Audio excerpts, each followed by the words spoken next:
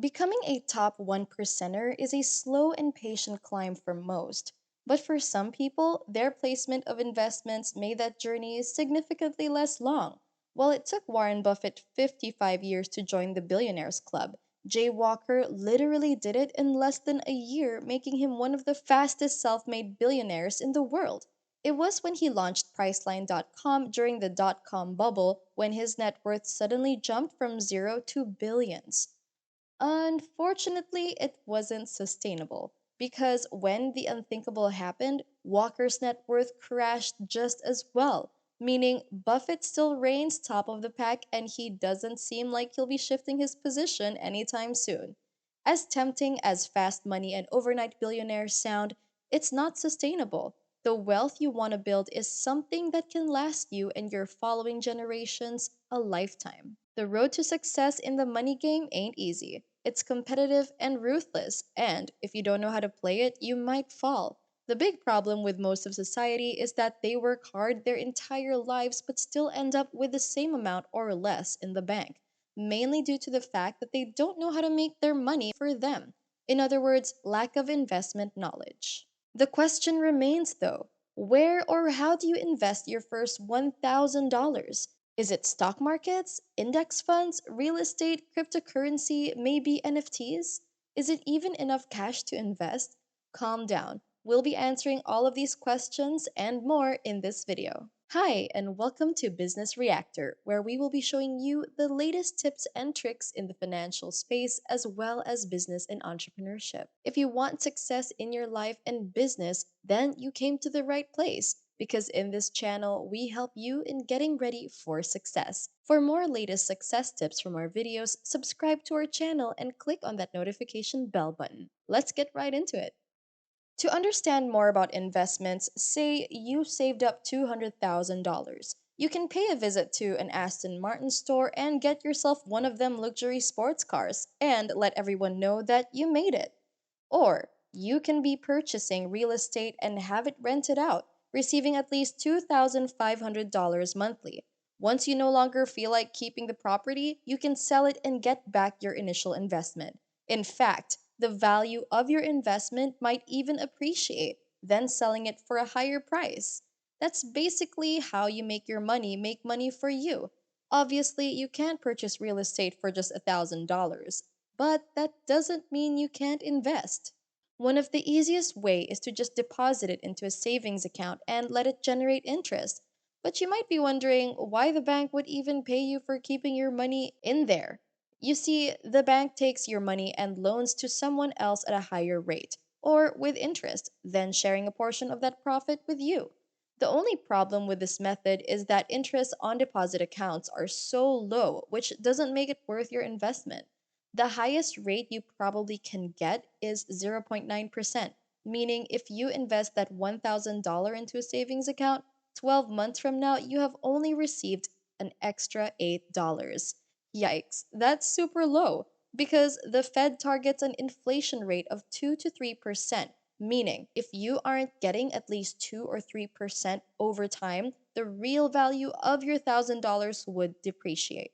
Why the low interest rates on deposit accounts? Because in general, the rates are low this year ever since the pandemic forced the Fed to lower them, encouraging everyone to loan money from the bank.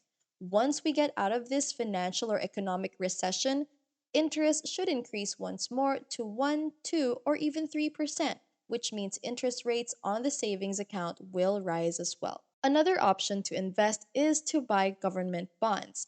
This is a security that is issued by the government to raise money to support government spending. Like if the government wants to build a school but it doesn't have the budget for it, it will then issue an IOU, which is a piece of paper saying whoever owns this security is owed a certain amount of money, plus interest, by the US government. Mind you, I'm explaining all these in simpler terms for easier understanding. Government bonds are super influenced by interest rates. So, since interest rates are extremely low this year, government bond rates are less than 1%.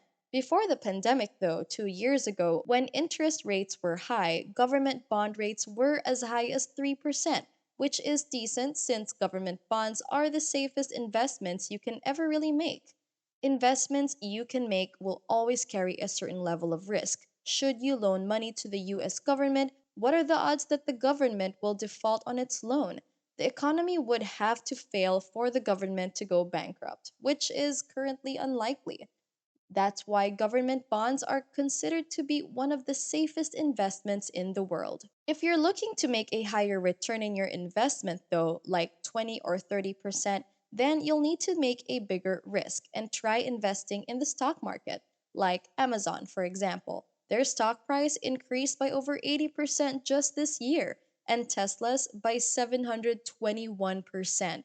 No joke, 721%. So, why wouldn't people be investing their money in the stock market instead? Like I mentioned earlier, it's risk. When it comes to individual companies, there is a risk that the company might fail, report negative earnings, maybe even go bankrupt. Any non positive news will drive a company's stock price down.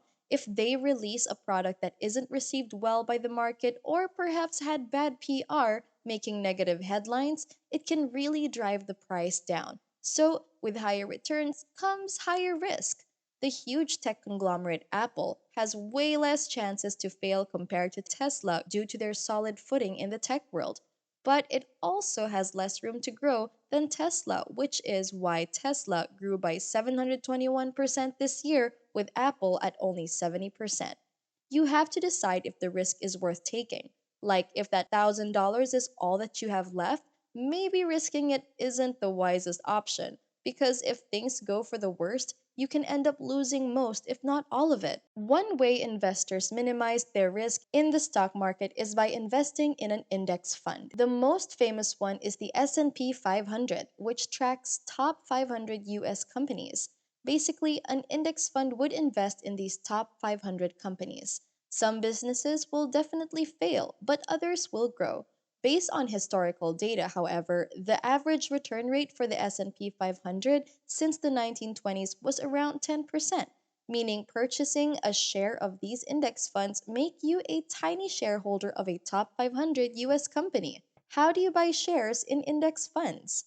You'll first need a broker, a qualified person to sell you stocks. Brokerage firms created apps so that you can buy shares from the comfort of your smartphone, like Webull, Robinhood, and so on.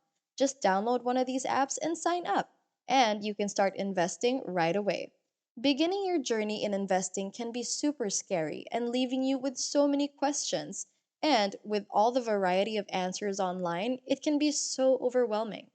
But I hope this video was clear and simple enough to answer some of your questions as much as possible.